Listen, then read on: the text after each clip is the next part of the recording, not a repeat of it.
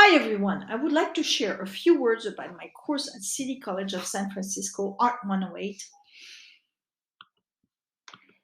Yes, this is a late start course ending in May 27th. It is 100% online. Students access the material to study online on Mondays at 10 a.m. and they have the whole week to complete assignments that consist of interacting with peers in discussion forums, listening and viewing lessons, sometimes videos, and taking quizzes, all due on Sundays by 11 p.m. So, no need for you to block your time to attend the course online. You will not have never ending Zoom meetings. You do not need a big internet bandwidth. And yes, this is not only a unique course, but it is transferable, my friend.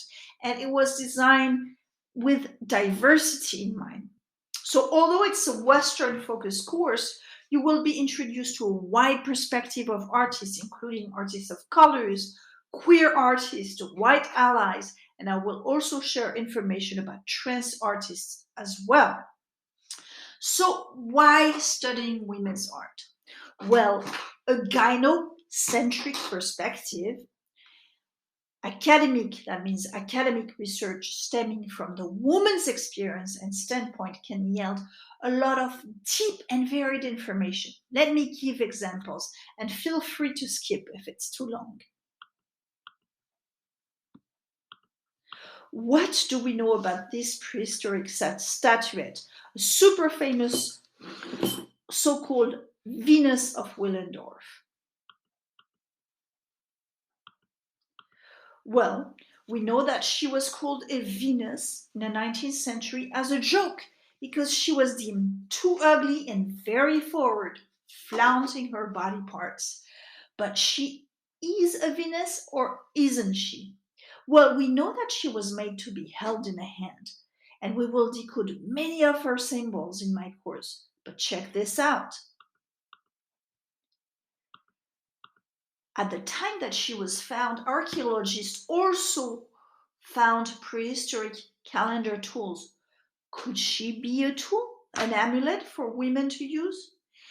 Androcentric, or more simply male perspective, thought of the Venus of Willendorf as a female effigy about Mother Nature, about fertility. So researchers applied the de facto male perspective. But what if she was a tool made by women for women? After all, she is all about the woman's perspective. Check out the next slides.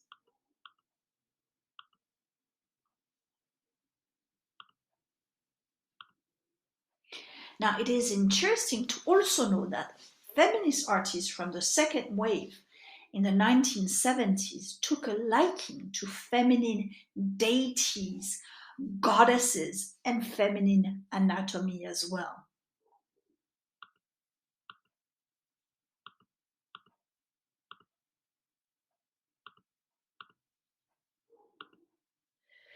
We will also look at pre-patriarchal societies and cultures, such as the Minoans preceding the very patriarchal Greek classic culture.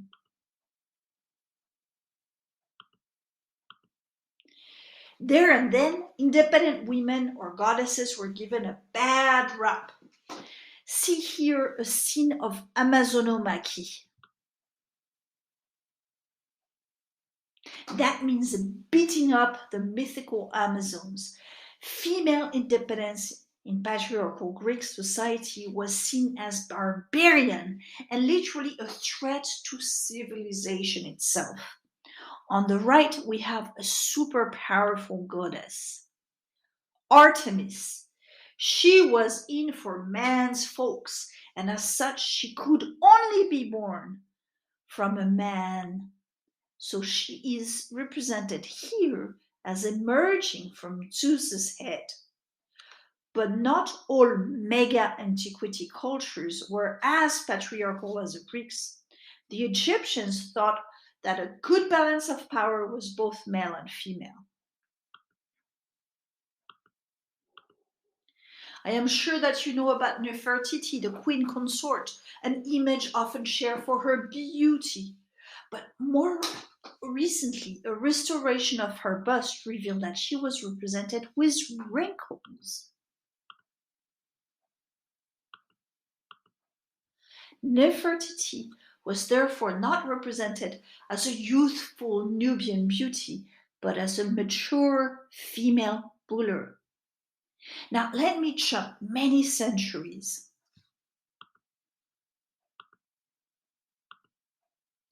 The Renaissance, both Italian and in Northern Europe, we will compare how female artists fared in both. For instance, in regions and cultures where women had a more economic and intellectual autonomy and essentially had opportunities, their sense of self and sexuality was acknowledged. Check out the next images. The woman on the left holding the pipe and showing her open pot is a metaphor with an erotic twist. She means business and she has love on her mind. Same with the one on the right. And after the Renaissance, we will also look at a super famous scene by Baroque artist Artemisia Gentileschi. But most importantly, we will compare her decapitation scene to that of the male artist Caravaggio. Here we have beefy gals not afraid to get the deed done against that tyrant. Holofernes. We have sisterhood working together. But with Caravaggio's version, well, we have a virginal young thing lacking muscles and commitment so that she needs an old hag hanging around to do the deed. Two very different gendered perceptions indeed. Let's jump a handful of art movements and check out the French Revolution. I will also share with you a very different version of the French Revolution and the Enlightenment, which was a very regressive time for female artists. So many of them being guillotined. As a result, they learned to speak about women's rights in circumvented ways. For instance, here, this is a beautiful, dignified portrait of a free black servant in a mode of slave representation. It is packed full with many symbols. This is an emancipatory portrait. But while Guillemine Benoit, the artist, speaks of black people's right, she is also covertly addressing women's right too. Let's jump to the quaint, sweet, and perceived as not so radical Impressionist bourgeoise. Well, these Impressionist bourgeois were in fact more daring than initially thought when their works were investigated from a male's perspective. See this woman? She is rigid, serious, dressed in black, and she is at the opera. She has not come with her bling or with a pretty dress. She has not come to be seen, but to see and enjoy the culture and see how she does not give the time of the day to the dude here checking her out. Mhm.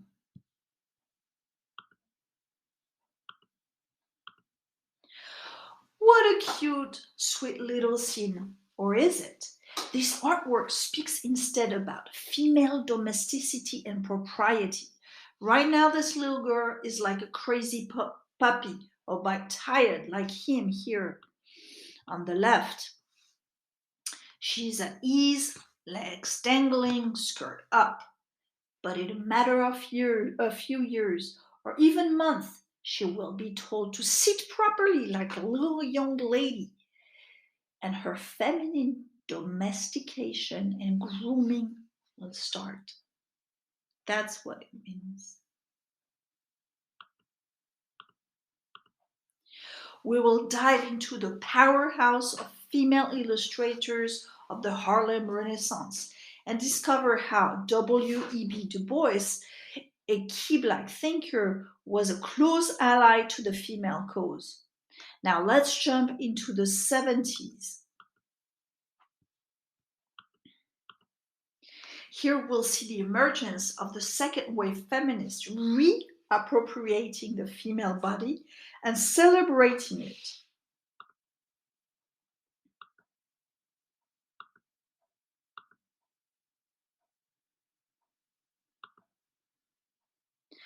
But this insistence on the body and the feminine mystique associated with her sex and motherhood was seen as very limiting.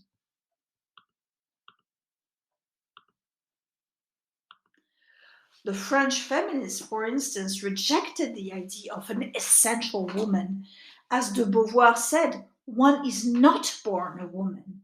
That she meant that gender is in the head and shaped by society as well. Other American feminist artists were also tired with having the feminist credo that was limiting at the time. So Anna Wilke put up this poster and she got backlash for that. Now let's move to the third wave feminists.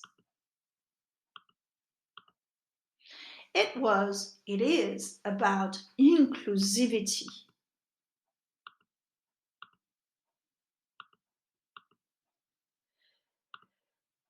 With the third wave feminists, the cast is more diverse and motherhood is seen as a cultural construct.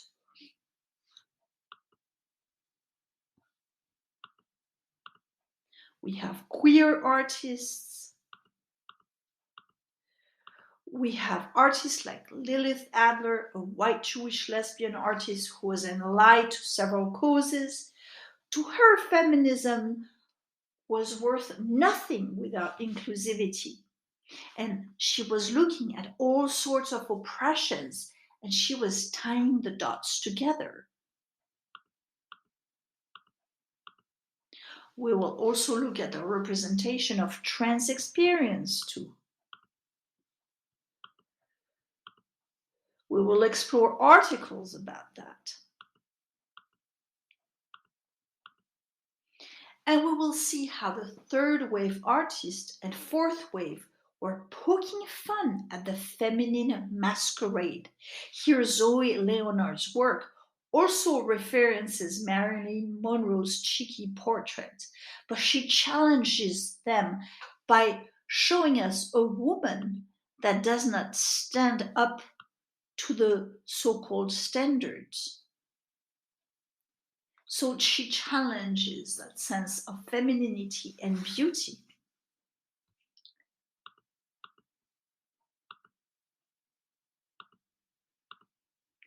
In short, if you are curious, well, register for the course and let's dive into centuries worth of experiences and artistic wisdom in Art 108.